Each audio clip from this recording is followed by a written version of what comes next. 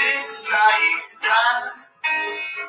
Crie uma ideia, vale uma vida. Quando não houver esperança, quando não restar nem ilusão, ainda já vê esperança. Em cada um de nós, algo de uma criança. Enquanto houver sol, enquanto houver sol, ainda haverá.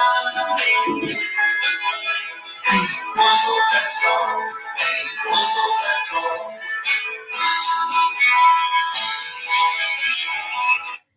Esperança, a palavra que eu quero deixar hoje para vocês do 5º ano. Muito boa tarde.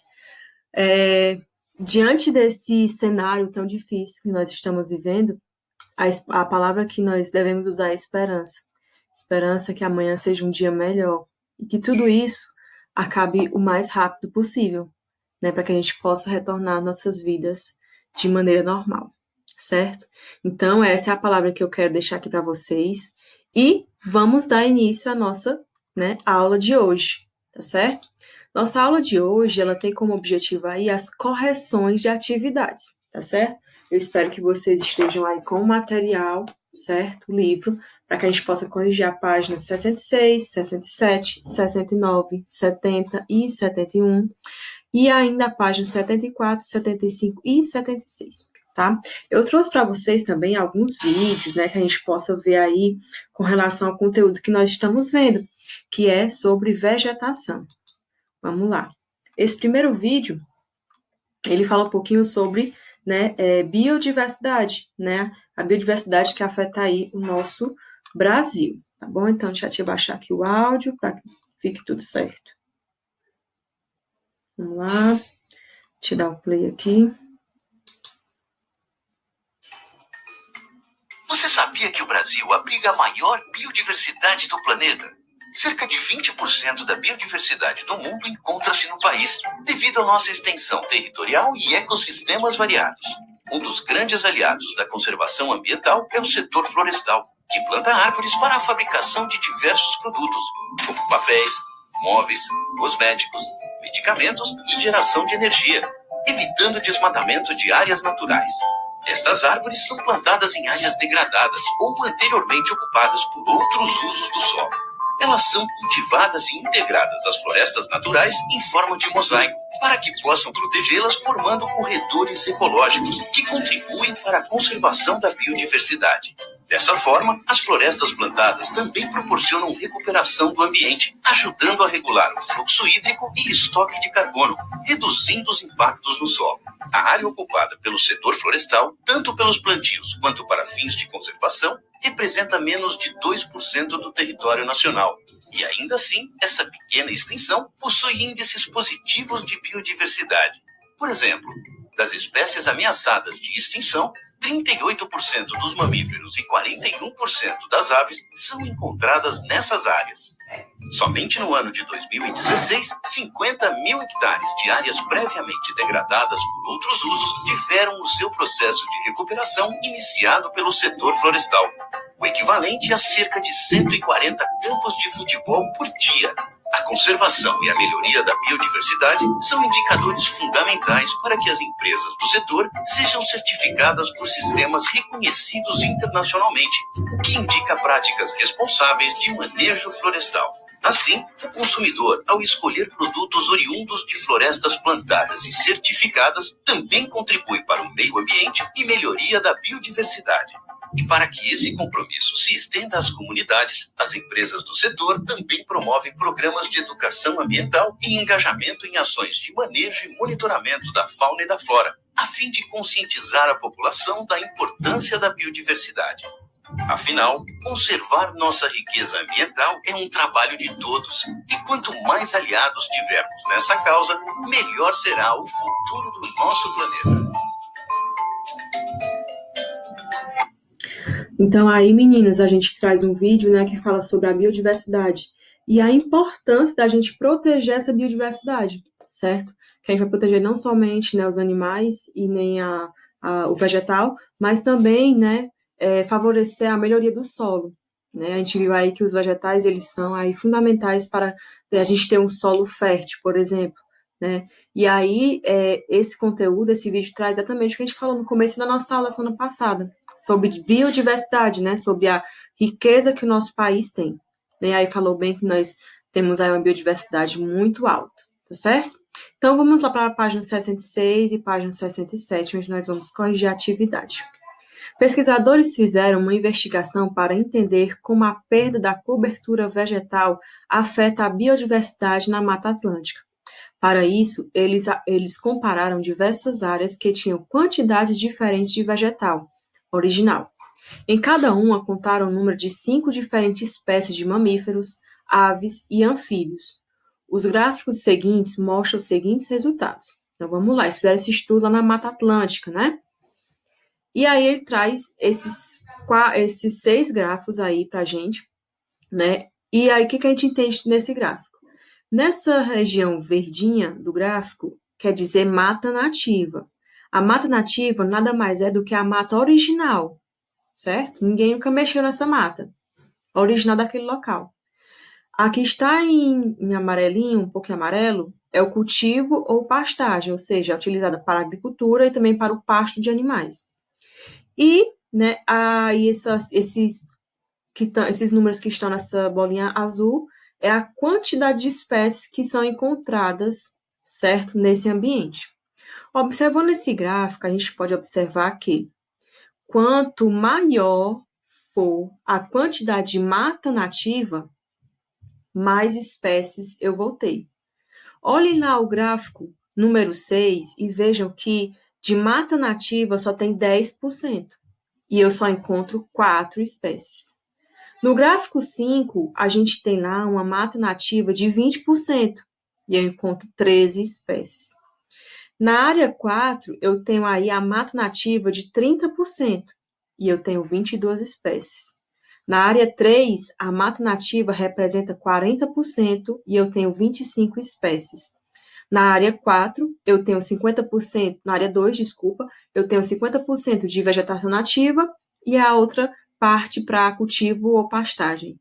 E na área 1, né, eu tenho aí 60% dessa área sendo coberta por mata nativa e 40% sendo utilizada para o cultivo ou para a pastagem.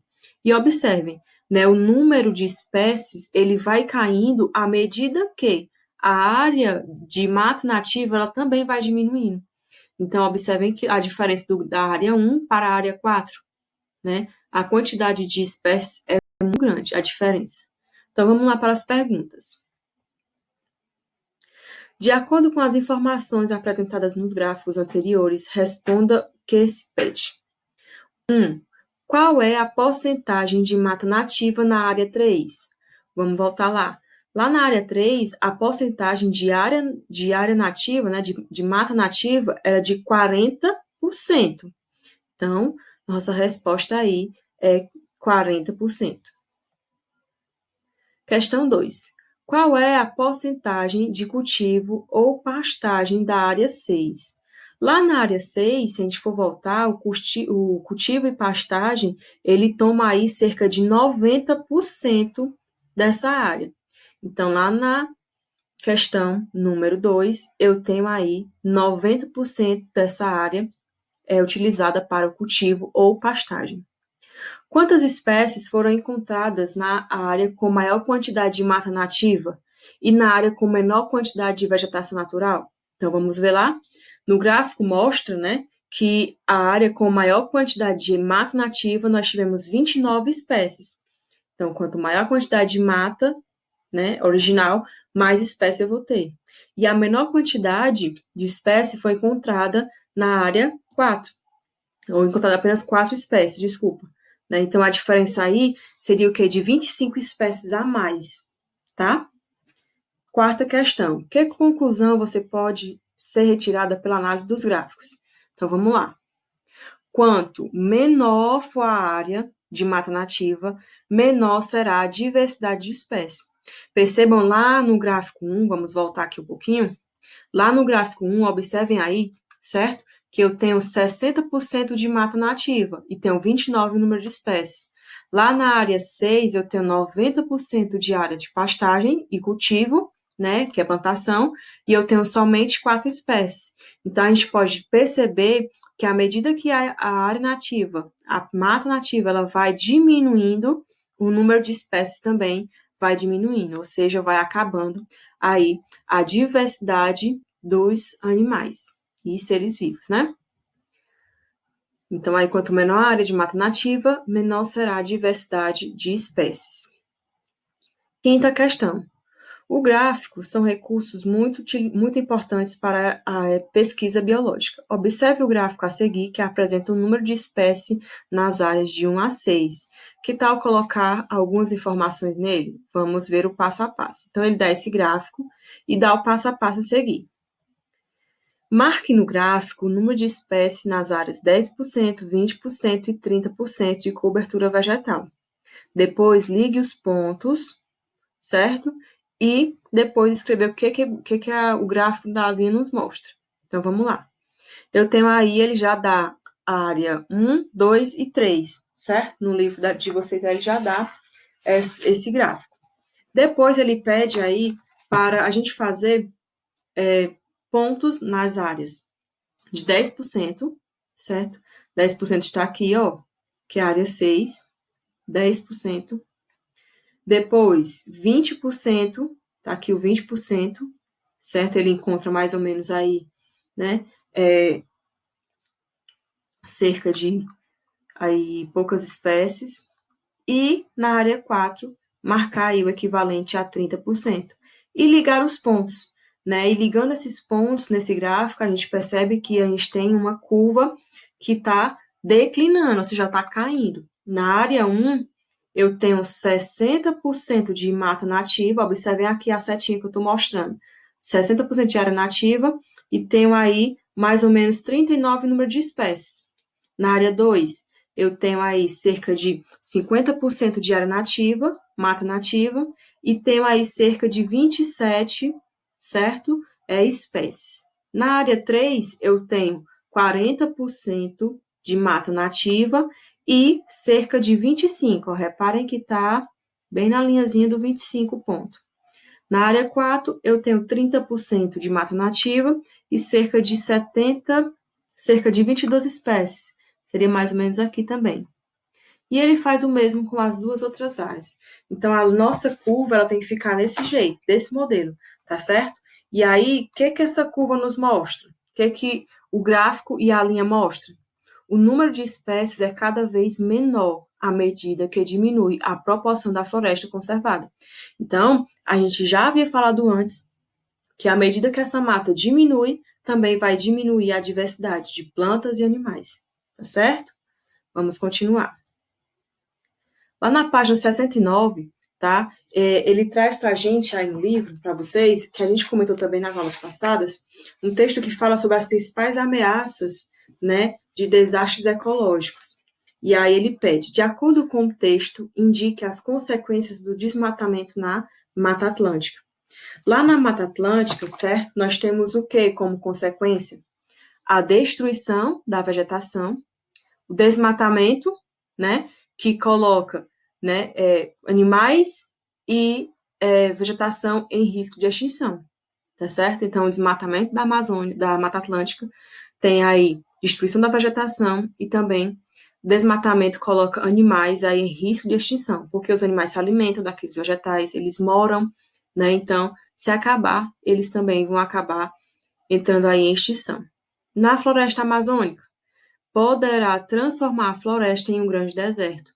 Então, se vocês lerem aí os textos que falam antes, ele diz que esse desmatamento que está acontecendo e que vem aumentando a cada ano pode transformar a nossa querida floresta amazônica, né, em um grande deserto. Beleza? Vamos continuar aqui. Aqui eu tenho um videozinho que fala para vocês, certo? Sobre a carnaúba. Lembra para vocês que eu falei lá na página 70, a gente colocou um exemplo, tá? De um vegetal que ele pode ser aproveitável praticamente todo. E aí eu trouxe para vocês, para mostrar, certo? A importância desse vegetal, tá bom? Vamos lá, deixa eu procurar aqui o áudio.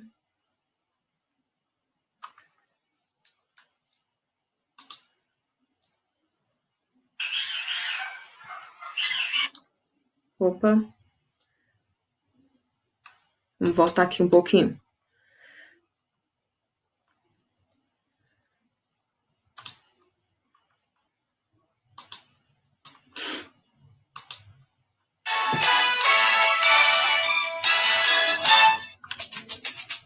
A habilidade das mãos de seu Antônio para fazer vassouras da palha da carnaúba veio com a experiência adquirida ao longo de 4 décadas. A criação dos 5 filhos e o sustento de toda a família até hoje, ele garante através da carnaúba. A vassoura que o senhor faz aqui vai para onde? Terezinha. Desde que eu comecei, eu levo para Terezinha. A carnaúba que me sustenta. Sempre. Desde que eu me casei até hoje. 41 anos de casado. Só com isso aqui. Não tem outro meio de vida para ganhar dinheiro. Seu Antônio é um dos muitos trabalhadores que movimentam a economia do estado com a mão de obra gerada pela carnaúba na região de Campo Maior, município que fica a 84 quilômetros de Teresina. O potencial econômico da cadeia produtiva da carnaúba ultrapassa fronteiras através das exportações. O produto é um produto relativamente nobre, exportado, praticamente todo exportado. O principal destino são os Estados Unidos. A cera é usada, por exemplo, para revestir frutas, para tornar aquelas frutas mais duráveis, durarem por mais tempo, amadurecer mais lentamente. A cera é usada em painel de carro, é usada em fuselagem de avião, em cosméticos, assim, tem multi-usos, né? E, portanto, o mercado dela é muito grande. A Câmara Setorial da Carnaúba foi criada para somar com a cadeia produtiva, articulando, por exemplo, tecnologias que contribuam com a atividade. Hoje muitas máquinas estão com muita tecnologia, tem empresas de fora já investindo nisso. Da parte da industrialização, hoje nós temos até seda de carnaúba em pó. Muita tecnologia já investida nisso. Onde tem carnaúba, eu acredito que 80% no período mais seco do ano vivem da atividade. Não existe uma atividade nesse período que gere riqueza mais do que a cera da carnaúba. Nós estamos trabalhando para ela voltar a ser o primeiro item de exportação que nós perdemos para a soja e fazer com que essa riqueza seja mais distribuída para o pessoal do campo. De acordo com pesquisa do Instituto Brasileiro de Geografia e Estatística, o IBGE, sobre produção da extração vegetal e silvicultura, de 2007 a 2016, a produção de carnaúba no Piauí apresentou elevação na receita do estado de mais de 102 milhões de reais. A carnaúba ela foi sustentável na economia no início do século XX, nas primeiras décadas, até meados dessa década, como até hoje a carnaúba continua sendo exportada também. A consequência disso, em termos de receitas orçamentárias para o estado, permitiu alguns benefícios, né? Por exemplo, o próprio processo de urbanização, crescimento, né? E dentro dessa urbanização a gente tem pavimentação, crescimento da cidade, você tem outras áreas, digamos assim, agregadas ao próprio processo produtivo da extração e do comércio do pó da cera, do pó de carnaúba, mas também outras atividades, porque à medida em que há uma arrecadação maior, uma lucratividade maior dessas exportações, há uma circulação também de dinheiro, né, de capital. Então, isso propicia também o desenvolvimento de outras áreas econômicas também. No Brasil, a extração do pó cerífero é concentrada em 4 estados: Rio Grande do Norte, Ceará, Maranhão e Piauí. Conhecida como árvore da vida por oferecer uma infinidade de usos, a carnaúba domina o cenário piauiense, de norte a sul do estado. O Piauí é o principal produtor do país de pó de carnaúba, com uma produção de quase 13 mil toneladas. E é aqui, em Campo Maior, que se concentra a maior produção do estado. Daqui também sai uma variedade de produtos fabricados com a matéria-prima considerada o ouro verde do sertão. Na zona rural de Campo Maior, a maioria das famílias tiram o sustento da atividade extrativista da carnaúba e do que pode ser produzido com ela. Nós temos hoje, na zona rural de Campo Maior, em torno de 12 mil habitantes, né? Isso configurando aí aproximadamente a 4 mil famílias. E a maior parte dessas famílias que vivem na zona rural, elas são agricultores familiares e também exploram a palha da carnaúba. Inclusive, algumas delas faz isso como sobrevivência mesmo da própria família. O pessoal do comércio, o pessoal que faz a extração na época da produção, eles conseguem ter uma produção maior do que o próprio fundo de participação do município. Na terra dos carnaubais, a população se orgulha da importância que o município tem na economia do estado. É um orgulho e ela é cultuada como realmente a árvore produtiva, que se aproveita de tudo da carnaubeira. Faz parte da nossa riqueza natural, a exploração da carnaubeira. É, no período de intersafra, a maior fonte de emprego para os camporenses. É uma árvore que simplesmente trouxe riqueza e progresso para essa região toda, né? Somente para a região de Campo Maior. Oficialmente, a carnaúba já está presente no brasão do Piauí, marca do governo do estado. Recentemente, ela tornou-se árvore símbolo do Piauí. A escolha ocorreu através de consulta pública. Nós, do estado do Piauí, representamos mais de 60% de toda a árvore carnaubeira no Nordeste, no Brasil. Então, nada mais justo de que ela tenha sido escolhida como a árvore que representa o estado do Piauí.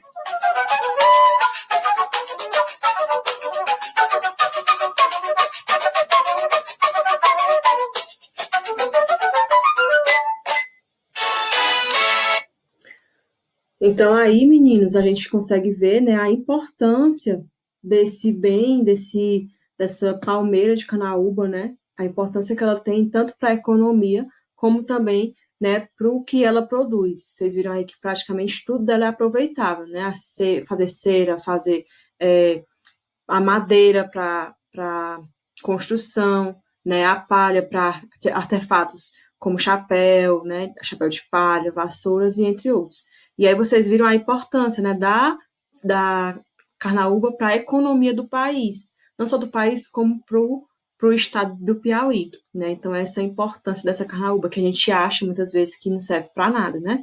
Então, tá aí uma reportagem muito legal. Então, a gente vai lá na página 70, que diz o seguinte: assinar a função ambiental da palmeira de carnaúba, fornecer produtos derivados da natureza, ajudar no processo de purificação da água, melhorar a qualidade do solo. Então, a gente falou que a carnaúba, ela o quê? Fornece produtos derivados da natureza. Cera, a palha, a madeira, né? Tudo se pode aproveitar dessa árvore. Cite 3 produtos derivados da palmeira de carnaúba. Vamos lá.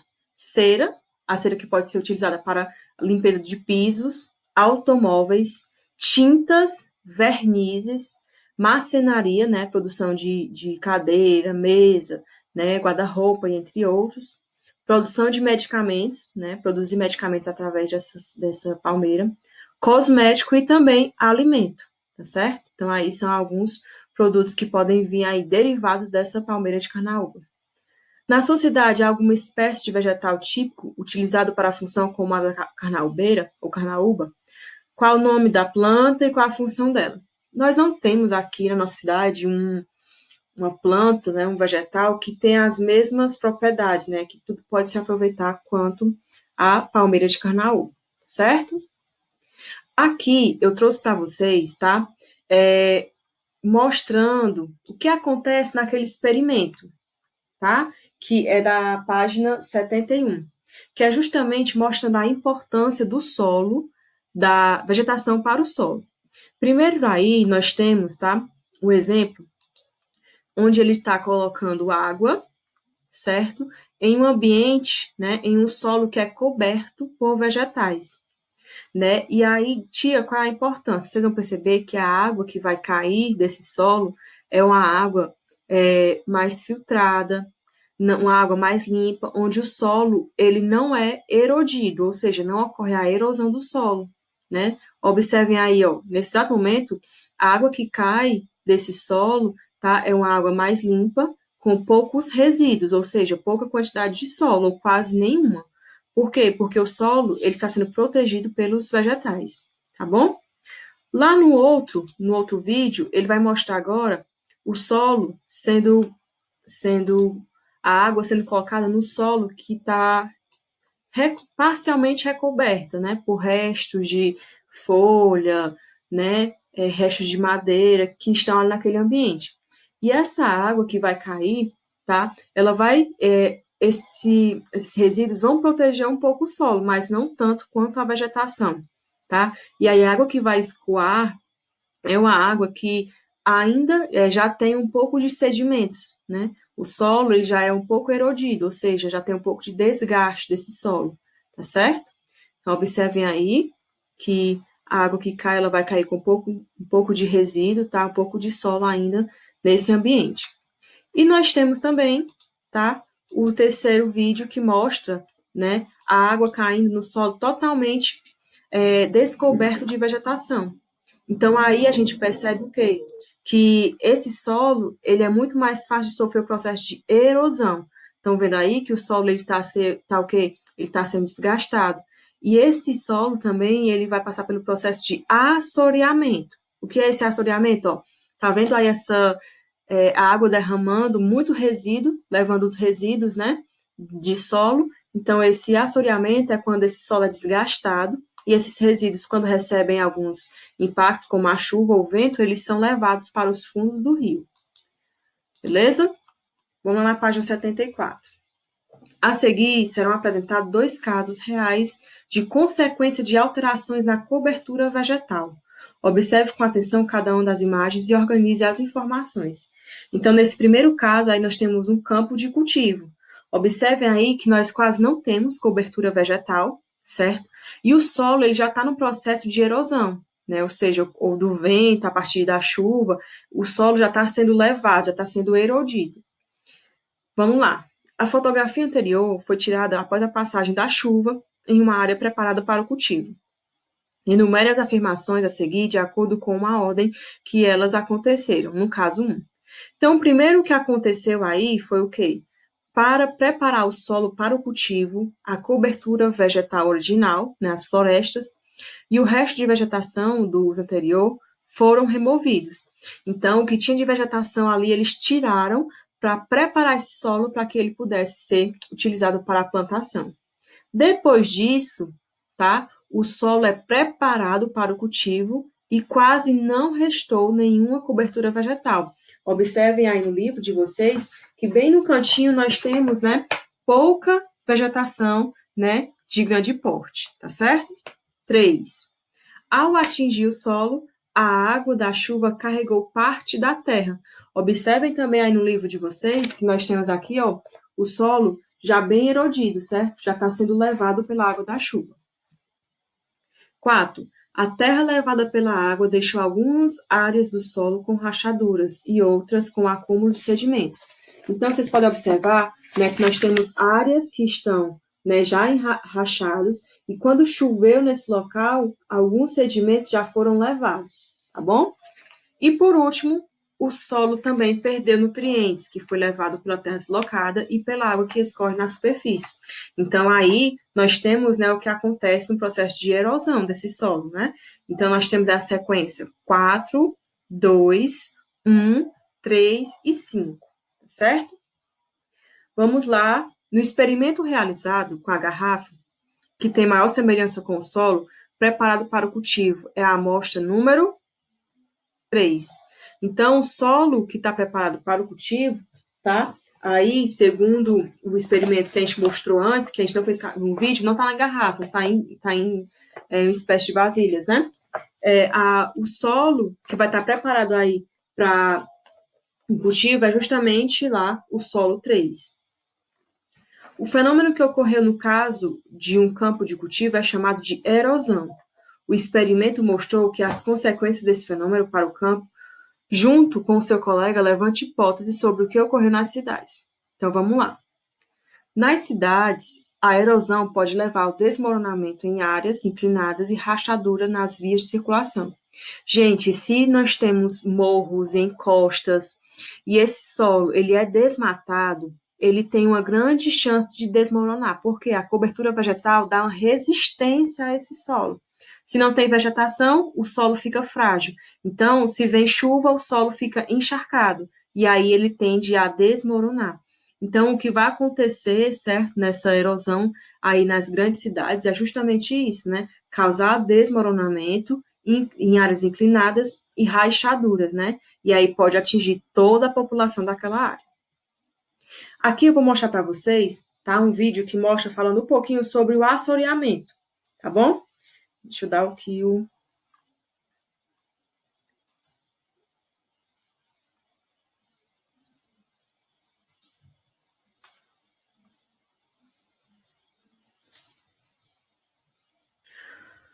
O assoreamento, certo? É o acúmulo aí de sedimentos, né? Areia, lixo, causado pelo desmatamento, pelo depósito de lixo em áreas, né, que não são favoráveis, né? E aí, o que acontece?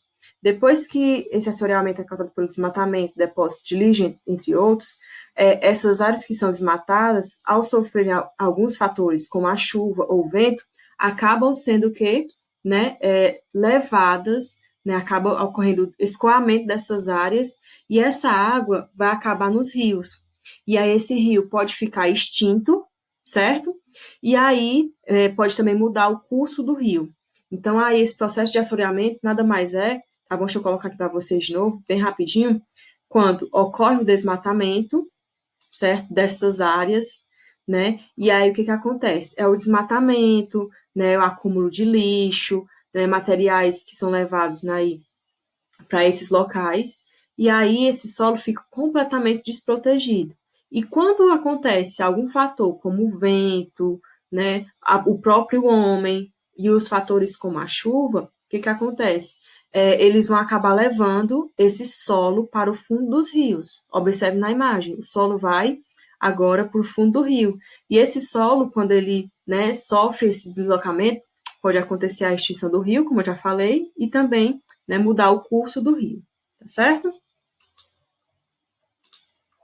No caso do Rio 2, que ficou raso. Então, observem aí que nós tínhamos um rio, né, foi desmatada essa área, e a gente está vendo aqui que os sedimentos, ó, eles foram para dentro do rio. O que aconteceu? A gente vai fazer a mesma coisa, vai enumerar, certo, de acordo com o que aconteceu. Então, primeiro, a vegetação original, com muitas árvores e arbustos, foram retirados e substituída por campo de pastagem, né? Então, eles mataram para criar animais. Depois, as margens do rio ficaram expostas. Se não tinha mata, né, ficaram expostos aí. Depois, ao longo do tempo, as chuvas que atingiram as áreas próximas ao rio carregaram parte do solo. Parte da terra levada ao longo dos anos pela água das chuvas acumulou no fundo do rio. Seria o passo 4. E, por último, a terra que ficou no fundo da água deixou o rio mais raso. Então, aí nós temos a sequência de 4, 2, 5, 1 e 3. O passo a passo que aconteceu nessa segunda situação. Na página 76 tem o seguinte, quinta questão. Marque o X nas afirmações que apresentam consequências da diminuição do leito do rio, ou seja, se ocorreu o assoreamento, né, que os sedimentos do solo são levados para dentro dos rios, o que acontece? Alagamentos em épocas chuvosas, né, porque quando tiver chuva e esse rio encher, não tem para onde ir essa água, então pode ocorrer o alagamento. Redução da capacidade de navegação, das navegações. Então, se o rio está raso, não serve para navegação. Então, também é um fator que vai ser aí totalmente acometido. Página 76. O fenômeno mostra, no caso, o rio que ficou raso, chama-se de assoreamento. Além das áreas rurais, ele ocorre nas cidades e pode atingir rios, represas ou deltas dos rios, locais de local de encontro do rio e do mar. Levante hipótese com seus colegas e cite uma consequência desse fenômeno nas cidades. A gente até já comentou na questão anterior. Se ocorreu o assoreamento, né, essas encostas, né, forem desmatadas e esse solo for levado para fundo do rio, o que acontece? A quantidade de água do rio diminui, já falamos sobre isso. Com o acúmulo de terra, a quantidade de água também fica menor, fica comprometida, certo? E, com isso, as águas desse rio que eram usadas para atividades, elas vão trazer prejuízo à população. Porque muitas pessoas que vivem no campo, por exemplo, elas utilizam essa água para irrigar a plantação, para a criação de animais. E se ocorrer esse assoreamento, esse desmatamento, e aí o solo entra novamente para dentro do rio, o rio vai acabar. Como é que eles vão utilizar essa água para irrigação, para a criação de animal? Então, nós temos aí vários fatores que podem aí, né, serem acometidos por esse processo de assoreamento, tá bom? Então, agora eu vou deixar para vocês uma atividade, certo? Que é pesquisar e anotar no caderno a importância da mata ciliar. Então, anotem aí, como atividade que vocês vão fazer agora, pesquisar qual é a importância da mata ciliar, tá bom? Foi muito bom estar aqui com vocês, eu espero que vocês tenham gostado da aula de hoje, tá? E até a próxima aula. Beijo!